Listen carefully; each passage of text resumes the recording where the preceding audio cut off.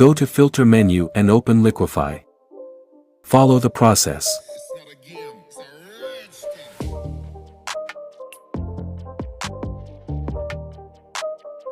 Click OK. Press Ctrl J to duplicate layer. Right-click and choose Convert to Smart Object. Select the bottom layer. Press Ctrl T. Right-click and choose Flip Horizontal.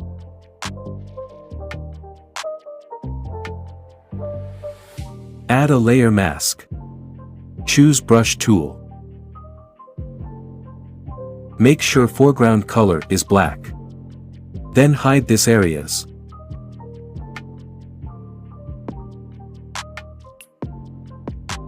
Create a new layer.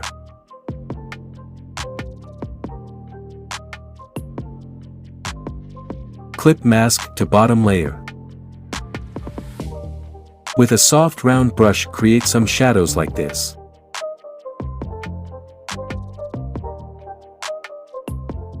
For the final step, create a hue saturation adjustment layer. Drag the lightness slider to the left to make it a bit darker.